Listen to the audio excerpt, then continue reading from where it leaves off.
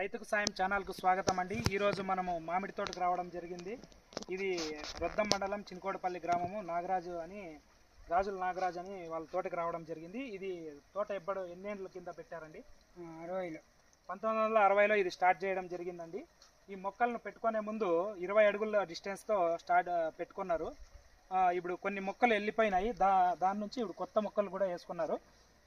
నాగరాజు గారు మొక్కలు వేసుకునే ముందు మీరు ఖచ్చితంగా ట్రైకోడర్మాను సుడోనమస్ అని దాంతోపాటు కొన్ని ఎరువులు వేసుకొని జీవన ఎరువులు వేసుకోవడం వల్ల ఏరుకుళ్ళు ఏరు తెగులు రాకుండా ఉంటుందండి. అదేవిధంగా తెగులు మరియు పచ్చపురుగ మరియు దోమ నల్లి ఇలాంటివన్నీ రాకుండా మళ్ళీ పూత బాగా రావడానికి కాయి అనేది బాగా రావడానికి పూత రాలకుండా ఉండటానికి అన్ని రకాలైన తెగులు గురించి మనం డీటెయిల్గా ఈరోజు ఎక్స్ప్లెయిన్ వ్యక్తి ఈ చిన్ననాటి నుంచి ఏ సమయంలో అయినా కూడా ఆయన కష్టపడుతూనే ఉంటాడు అనమాట. ఈయన ఇదొకటే కాకుండా గాజుల వ్యాపారం కూడా చేస్తూ ఉంటాడు. అది కాకుండా ఈ పంట మరియు వరి వేస్తాడు, మామిడి తోటలు చూసుకుంటాడు, బీట్రూట్ పెడతాడు, మిరప వేస్తాడు, అన్ని రకాలైన పంటలు పెట్టి మంచి పేరు తెచ్చుకున్నాడు అనమాట. ఎటువంటి కల్మషం లేని వ్యక్తి అనమాట. మీరు ఖచ్చితంగా మీకు ఏ సమస్య వచ్చినా కూడా మాతో అడిగితే మేము ఆన్సర్ అనేది ఖచ్చితంగా చేస్తాము. నాగరాజు గారు మన ఛానల్కి లైక్ చేసి సబ్స్క్రైబ్ చేయమని రైతులు కోరండి.